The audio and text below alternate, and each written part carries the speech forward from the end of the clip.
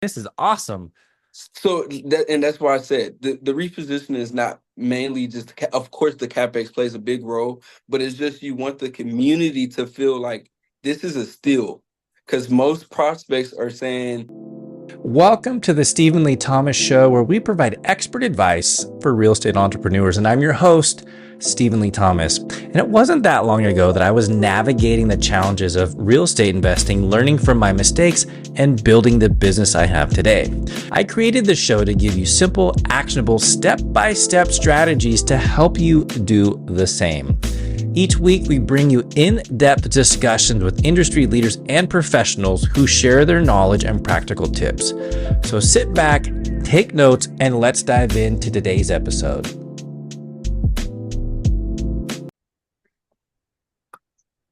Hey, welcome to the show. I'm your host, Stephen Lee Thomas. Today's guest, I met with about a week ago, and I was really inspired by what he's been able to accomplish and his journey at such a young age. So he started at the age of 17, still in high school. He's now 21 years old. He is a general partner in 195 units and already has $20 million in assets under management. Today's guest is Kylan Yarbrough. Kylan, thank you so much for joining me today. How are you? thank, thank you for inviting me. I'm definitely blessed.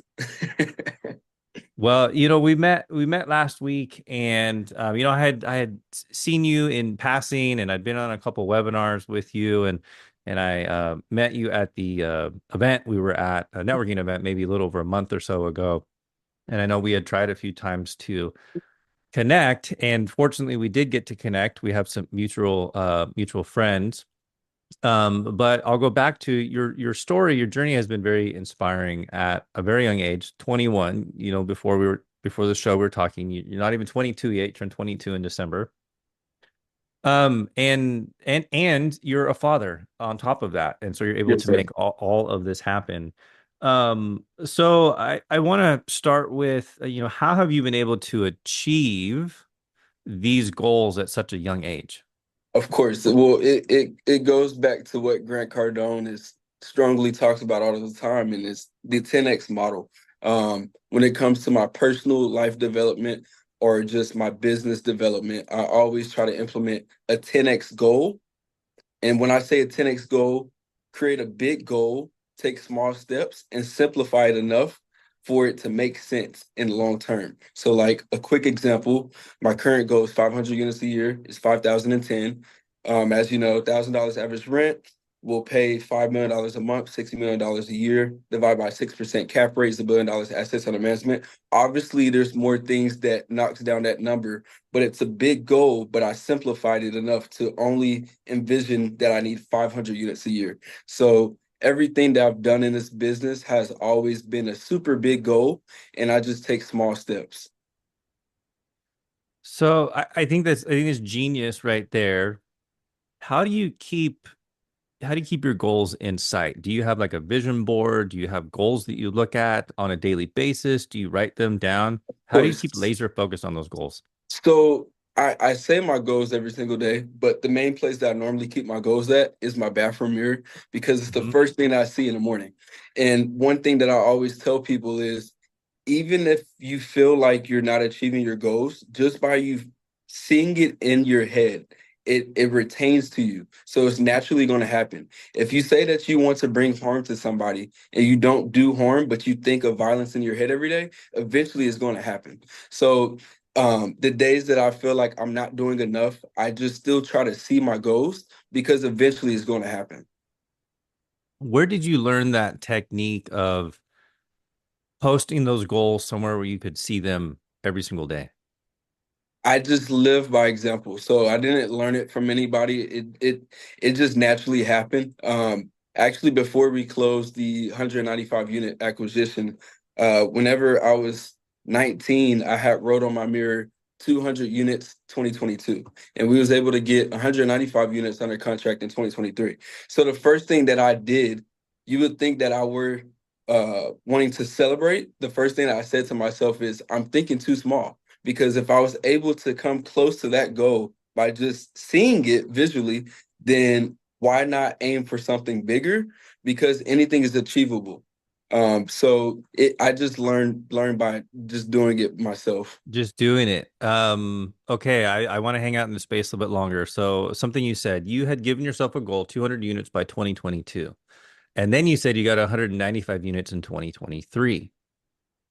So what that means is you didn't get 200 units in 2022. That also means it didn't stop you. Correct. So how how did you not get deflated with, oh man, I didn't hit this and continue to push through? So it goes back to that conversation I had to myself that I should have been aiming bigger. I came I came short, but I came so close because I had a big goal to begin with. Most people, whenever they start real estate, they normally think of residential. So they want to start with one unit and build up gradually. But whenever I started studying the space at 17, my lucky number was always 200 units. So even though I came a little bit under that goal, since I still had a big goal and I was close enough to it, I was still very excited. And I was still very excited about what I was able to achieve because it was still a big goal. 200 units is not heard of, especially for a 21-year-old. Mhm. But like again, you just have to keep repeatedly saying your goals, keep visualizing your goals, and eventually it'll happen. So all that it taught me was that I need to aim for bigger. So that's why I say 500 units a year now. That's awesome. Before we move on from your mindset, you somewhere along the line, you I think you've learned to have a different relationship with fear of failure than probably most people at your age. Oh And yeah. let me frame that up a little bit different. Um, in order for you to accomplish what you've accomplished, in order for anybody to accomplish what you've accomplished, there's a lot of uncertainty. There's a lot of being uncomfortable. And, for me, it's taken me a long time. I mean, I still have that voice in my head every day.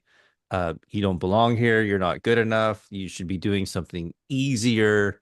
How and when did you learn to break through that?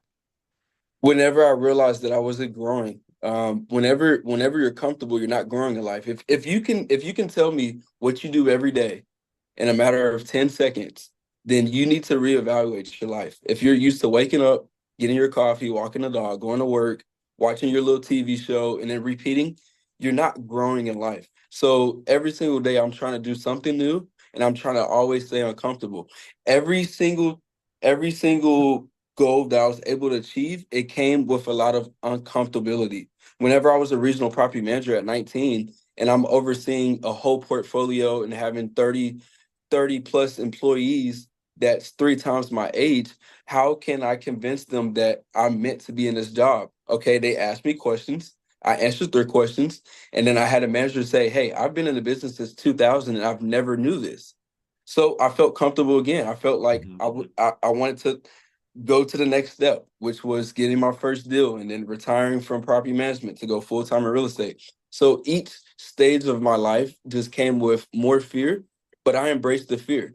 And on the spiritual side, before God gives you a blessing, he always has to bring some type of bad situation to your life to see how can you handle it as a Mhm. person Mhm. before he gives you these blessings, because you just can't give anybody money.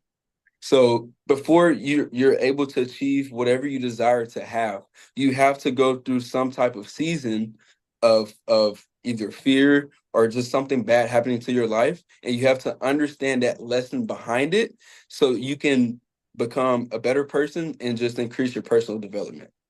So, on the other side of that very uncomfortable feeling, where you're probably going to swing and miss, feel like you're striking out, feel like you shouldn't be there anymore, on the other side of that is those rewards. And that's just part of the challenge. And in order for you to really appreciate it, that's part of the experience. That's what I hear you. That's the relationship you have there. 1,000%. Whenever you feel uncomfortable, you should be smiling because that means that something is new about to happen into your life that you've never experienced before. And that is, and that is, for me, that's the beauty of life.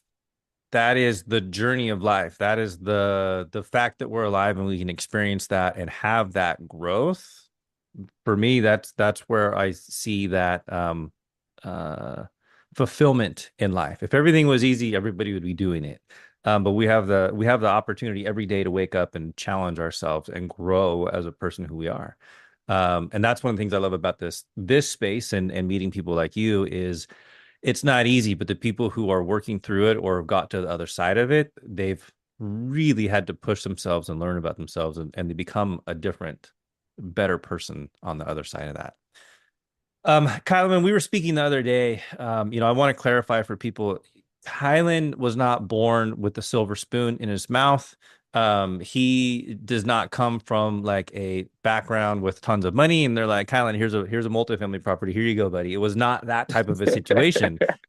So I want to make that clear. I mean, you grew up in a good household, growing up. But explain to people that this is possible for anybody. It's really just a matter of making a decision to do it.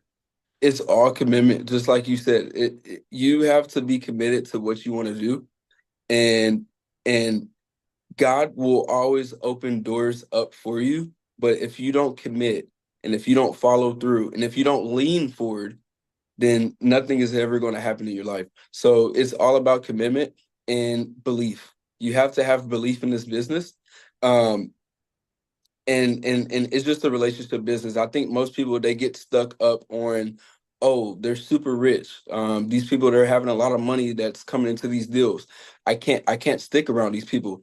The 5 people that you're around is going to determine the next 5 years of your life. So as long as you're just around the people that's already getting deals closed, and you bring your skill set and you add value to the team or you add value to that person, it's bound to happen over time. But in order for it to happen over time, you have to be committed from day one. And I think most people, whenever they get into this business, they don't look at it as a career. Your career starts the first day that you begin to start studying this business. And I was very serious about this business from day one. And I think most people felt that energy from me. And that's what made them want to bet on me. But if you're not committed and you don't have belief in yourself, nobody's going to help you in this business, Yeah, if yeah, I'm being completely honest. yeah, no, that's great. You said a lot of really good things there. Surround yourself with other people who've been successful, and then bring as much value as you can. And as long as you continue to show up, they will look over and they'll see you and they'll say, "Yeah, I can see you. I can see the value you add. I can see how you could add value to this team. Like, let's find a spot And for you." and another thing, and this is the strongest point, and I've always said this. Um, if you want to get rich quick, start with residential. But if you're investing into commercial, this is a long-term game. And I think that's where most people mess up in the beginning stage is they want to be a part of these big multi-million dollar deals, but they don't understand it's a long-term approach. You're not going to get paid $1 million the first year being in the business, and you're not probably not going to get your first deal the first year. I started at 17, but I didn't get my first deal till 21. So that's still years in the business of me being Hmm. committed and me saying from day one that this is my career, and I treated it as if it was my career prior before the deal. And I think that's where most people mess up at is they're half stepping in, but this is not a business that you can half step in, especially whenever you're trying to operate millions of dollars. Yeah, absolutely. So I'm going to use that to segue into current times. What is your role on the GP team, the general partnership team? What is the primary role that you fill? Of course. So my primary role is asset management since I came through the background of day-to-day operations with property management. Okay. So explain to the listeners that maybe are a little bit newer what all's involved in asset management.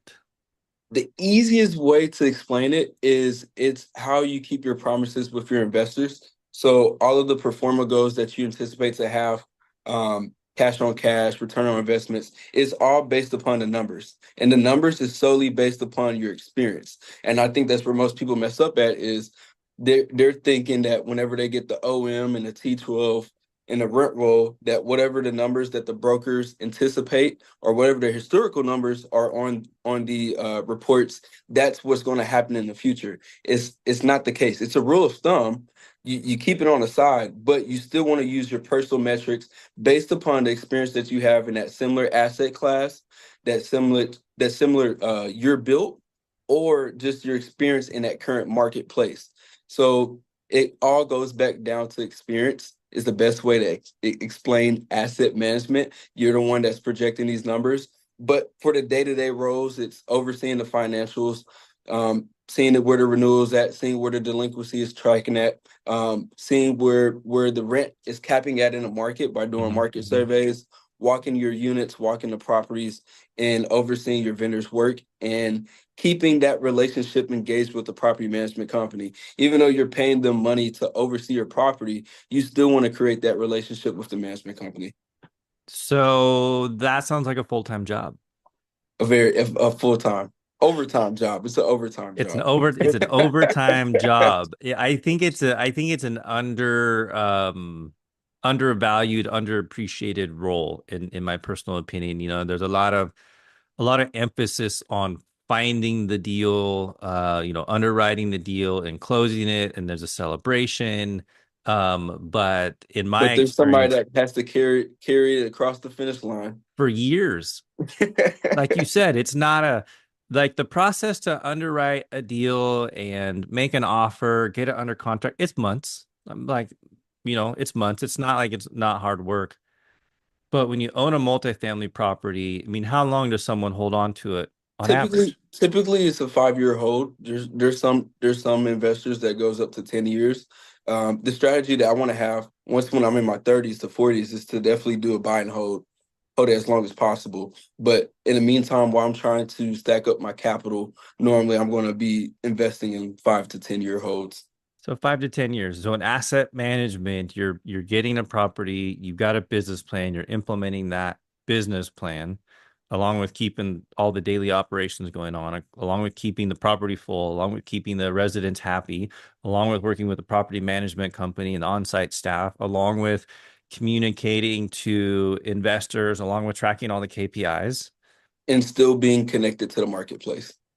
and still doing all of that. So it's definitely a full-time job. All right, so now we're in the asset management space. What are some of the ways that someone could increase the net operating income at their property? Of course. So there's there's different segments. So you can do forced appreciation, Hmm. you can do organic appreciation, or you can do unrecognized appreciation. Forced appreciation is simply, let's say that the comps in the neighborhood got stainless steel appliances, granite countertops, and you only have maybe classic and premium units, then you might be able to add platinum units. Organic organic is more so of the rent under market. So let's say that the market rent is $1,000 and you're at $800. Then once when it comes to renewing, you can potentially raise the rents up additional $200 without putting any money into the property. Whenever it comes to unrecognized, it could be solely, let's say you had two maintenance shops and you use the other maintenance shop to turn to actual unit, or you used it for another amenity that you could rent out. Hmm. Um, it's just things that the previous ownership group didn't realize that they would be able to add additional sources of income or add additional source of rental income.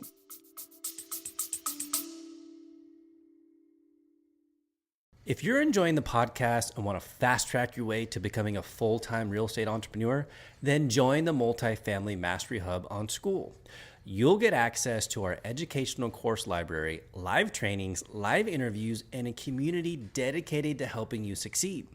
Visit school.com/multifamily mastery hub. That's SKOOL.com/multifamily mastery hub and fast track your way to becoming a full time real estate entrepreneur today. Um, on the topic of increasing NOI, Are there opportunities still in the market and at properties to reduce expenses? And if so, what are those things that someone could do to reduce expenses? Just like you told me in the conversation last week, it's a little bit more scary to do it, but there's still common ways. Like if it's an all bills paid property for say, and you changed it to rubs whenever you start charging the utilities back to the residents. And then since we're on that part of the expenses, let's say that you wanted to do the add Wi-Fi and cable for say. Hmm. Hmm. Before you start adding those type of additional sources of income, you want to see what the current residents can pay. So with the utilities, for example, that could be a good way to see how much money can they still pay additionally aside from what they're currently paying. So if you charge back 30% of the water bill to the residents, and you start to notice that most residents start to accumulate late fees, it might not make sense in that current phase because it's a long-term game. It might not make sense in that current phase to add the Wi-Fi and cable. But let's say that they're paying their rent good and there's not a lot of late fees over time, then it might make sense to do the Wi-Fi and cable, where you can range from $80 to $100. Trash valet can range from $15 to $35, depending on Hmm. the Hmm. asset class and the location of the property, or even carports. It can range from $25 on a bad on like a C class property to up to $50 to $65 for a class property. So there's different ways that you can uh, add additional uh, sources of income. But before it, I mean, you definitely want to balance based on what the current residents can pay. And a simple example would be with the utilities on the expense side. Um, I'm not an expert on the expenses. I'm still learning, but other ways that you can do it is by finding maybe government incentives to help you with some of the capex. Like for example, with our deal for the ACs, we had gave back some ACs to the government, Hmm. which helped Hmm. cut down the cost whenever we start to bring in newer HVAC systems. So there's incentives that you can possibly do, or rebates. Let's say that the previous ownership group, they had a lot of fines that was due from the city, and whenever you took over that property, if you handled those issues as soon as possible, and you can explain that you're actually trying to do something impactful for the community, they might be able to give you rebates from that point of view. So there's different ways that you can still save money on expenses, but I wouldn't go uh I wouldn't solely depend on being able to reduce the expenses a lot whenever in this current market. Yeah, I agree with you there. I have found limited opportunities to reduce expenses. I wish there was more opportunities, but yeah, what I see a lot is limited opportunities. Unfortunately, sometimes what I see people do, and I say unfortunately, it's going to depend on the property. The One of the ways you can reduce expenses is when you take over a property, you can say, "Oh, I'm going to hire people and pay them less," or "I'm going to have one less person on site." Um, but the people, Exactly. There's a but to it. Long term, it might mess up the property even worse. yeah, like you're shaving off a few dollars, but it's the people who are working at the property who make the property what it is. They implement your business plan. And so I'm always, whenever I see that, like, oh no, we're gonna save money and staff. I'm like, I don't like that idea. Like, find another place to save money. Like, give bonuses out to the staff if you can. You gotta make them happy and bought into the vision and engage with the staff. And if you nickel and dime the staff, or if they're overworked, you end up in a very, very bad situation. So, And it goes um, down to go pride. ahead. Since you're speaking about that, like pride is really something that I'm really big on because it relates to a lot of different topics. If if you accept, this is why I'm like 50-50 with housing, but if you tend to accept a lot of housing over just conventional, you might lead your property to have a lot of deferred issues in the future. Even though you're getting that guaranteed money, the people that's staying on site, they might not care about the property. So over time, it's going to get ran down, Hmm. and that causes your maintenance to work even harder, and they're already on the clock 24/7. So if your maintenance are getting overworked, their pride is going to get low, so they're not going to care about the quality of the property. They're not going to really care about the work orders. They might start turning in completed work orders that's not truly completed. So long term, it's just going to mess up the property. So I think if you're thinking about phases and a long term approach in terms of, you know what, it's okay for us to pay a little bit more money on the expense side. Like we did that for our Hmm. deal. We paid a little bit more for more workers instead of reducing the workers, which increased our expenses, but it's just for a limited time for us to be able to get the property to run efficiently Hmm. and to have our work orders closed. So then long term, 2 to 3 years from now, whenever we reduce the expenses, the property is still running way better instead of reducing the expenses and the property runs worse. So it's all Yes. about a long-term approach for sure. Yeah, absolutely. Hey, I want to talk to you about this deal you guys got into. It's been almost a year now, is that right? It's getting close. So we closed in February. So Okay. So not quite a but year. in terms of closing the deal and having it under ownership, correct. It's been over a year. But okay. Now that property, the way I understand it, there was these are my words, you can correct me, but there's some repositioning of that property, right? Strong Um, repositioning. okay, so strong repositioning. That is not an easy thing to do. It takes a skilled team to do that and understand how to do it and pull it off successfully. So, walk us through that process. Tell me about that property, what it was, and what it is now, and your overall business plan, and how you worked on repositioning that property. Of course. So the first thing, well, I can say recently we just rebranded the name of the property. So at first it was called Avanti on Central and Avanti on Pipeline. We changed it to the Miranda to give it more of a modern, elegant name to go with the type of vibe that we want the community to feel. We repainted the buildings. It was more of an older color. You can tell it was a 1969. So we changed it to the modern, which is just white and black. Um, and then like CapEx wise, we redid the roofs, redid the HVAC systems.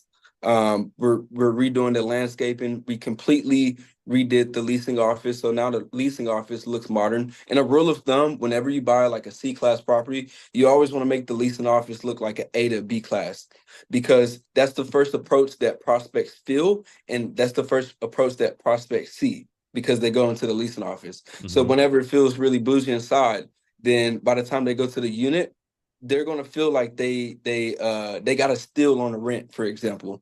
They're like, okay, I'm paying 1,200 for all of this, versus you go to a ghetto leasing office and then the unit is somewhat okay. Then it's like, okay, I'm not really getting my money's worth. But whenever you get that feel of a bougie feel, as soon as you go to the leasing office, it completely changes the experience for the new prospects. So we redid the leasing office. We're going to redo the dog park.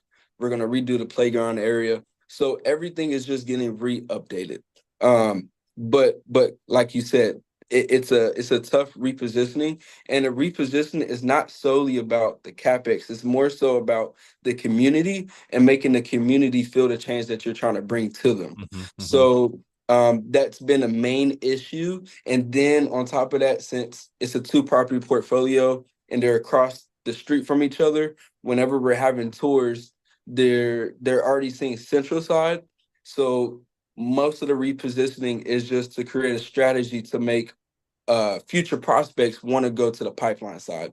So since we're trying to make both properties look similar, that's been the tackle, not a challenge, just a tackle. But eventually Hmm. we're going to be able to pursue. So Now, also with that deal, correct me if I'm wrong, you actually part of the business plan was to reduce rent because it was an all bills paid property.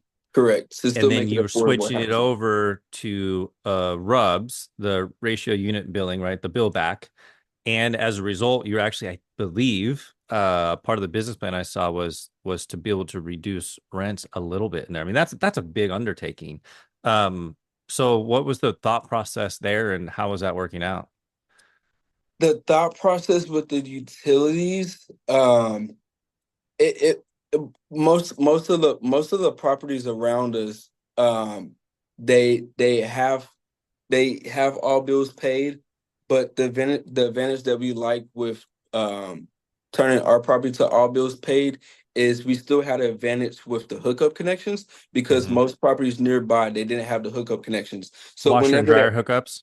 Yes, correct. Uh-huh. So whenever that tenant base, they're taking their tours and they're comparing apple to apple, both is both is both was all bills paid, but one didn't have hookup connections. So now that we have hookup connections, we're trying to leverage by charging back the utilities Uh-huh. because we still have that leverage piece of hookup connections.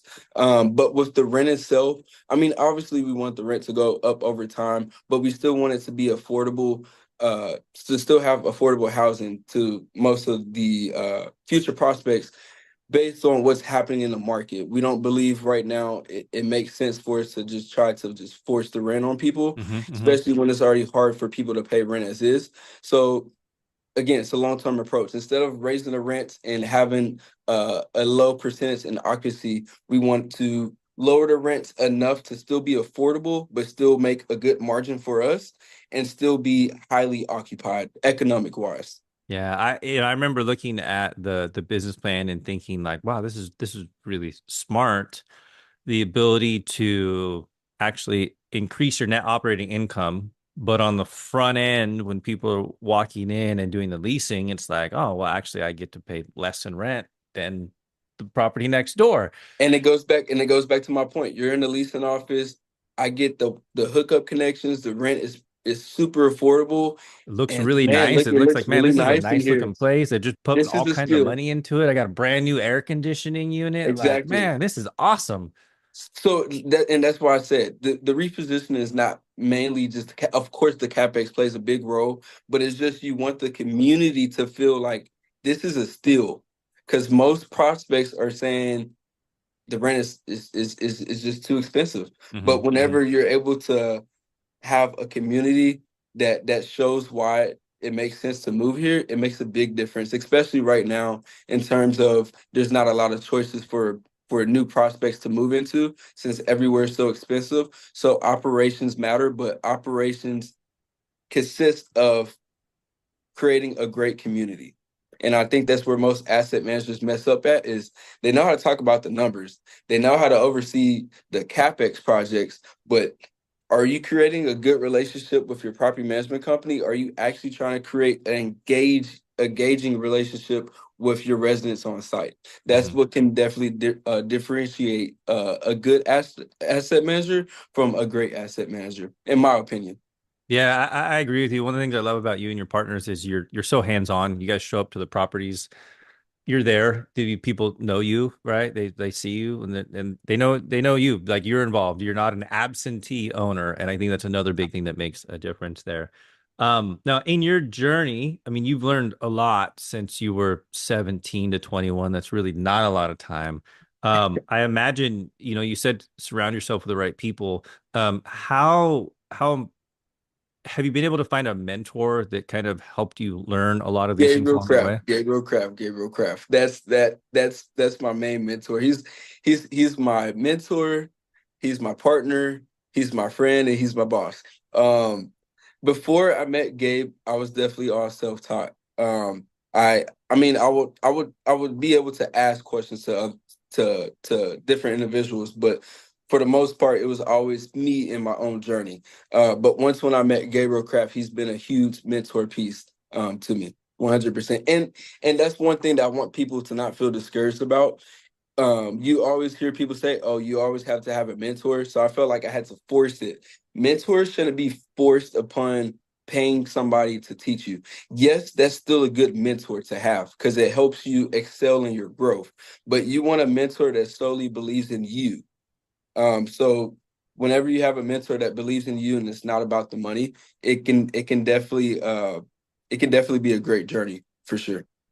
So having the mentor has been like a game changer for you. Did it really accelerate your? And excelling, it definitely scaled up being able to have access to things. It scaled up being able to create more credibility for myself. And it on the learning piece, you're still going to learn regardless, but it definitely does scale up your learning piece just by me being in a room with Gabe every single day for a month straight had allowed me to learn a lot of information that would have probably took me 3 to 4 months to learn, or it would have took me to have real life experience to learn that lesson. But whenever you're with somebody that already has real life lesson experience, it can be a different game changer in terms of learning versus just watching a YouTube video because they're going to Mhm. address the situation, but most of the time they're not going to go into full detail about their real life experience on that situation. Yeah, absolutely. Hey, I really enjoyed spending the time with you today. One of the things that you mentioned to me when we last spoke are your long-term goals. And one of those long-term goals is when you're in your 30s, you're gonna buy something. I'm gonna buy a jet. I'm gonna buy a jet. You're gonna buy a jet. So I'm gonna be like, hey, Kylan, don't forget about me, man. Take me for a trip in your So jet. so this is the jet right here. I know it's a little bit blurry, But but you this is got it the right there. yeah. You got it. I You gotta got it see on it. I your gotta vision see it every board. day. I love it. I love it. So what's next for you, man? What is in near term and over the next year? What's next for you? What are your goals? Well, my other goals, and I can say it to you. I definitely want to become a deal sponsor by my third general partner deal. Hopefully, going full cycle on either or the first or the second deal. A big goal of mine is to motivate everybody. That means by sharing my story, giving them advice, or just helping them excel in their personal growth. That's definitely something that I'm super big on. Becoming a better man, a better human, a better dad is one thing that I'm really strong on. Getting to 1,000 units assets under management with my property management company. Um, Getting to 200 pounds, lean and fit. I go to the gym every day, so that's one thing that How I'm how big tall are on. you? I'm only about 5'7". So that I don't want to get too big, but that's why I said Okay. fit. I don't want to get the 200-pound bulky, but at least lean. So if I could get somewhere close to that, but lean, then I'm all for it. But most importantly, every single day I'm trying to get closer to God, develop my relationship with God every single day, and just keep praying for Him to just tell me my assignment in life. I want to be able to impact everybody that I'm in front of. So those are the things that I'm super disciplined on, and just keeping my focus ahead of me. This is my focus season. I'm not really going out. I don't remember the last time, honestly, that I went to the club or just partied and drink. Right now, I'm just super focused on my goals and my visions. That's fantastic, Kylan. If somebody wants to reach out to you, get a hold of you, follow you, what's the best way for them to do that? Of course. So my name is Kylan Multi Keys on all platforms. KYLAN MULTIKEYS. But the best place to follow me on is Instagram. That's where I'm more active on. And just for everybody to understand, Kylan Multi Keys. Kylan is my first name. Multi is short for multifamily, and keys is short for keys to success. The more keys you have in this business, the more successful you'll be. So That's fantastic.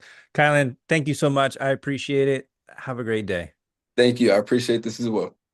Thanks for tuning in to the Stephen Lee Thomas Show today. And if you found value in today's episode, then I have a favor to ask you. Please share it with friends, family, and anyone who might benefit from the insights we shared today.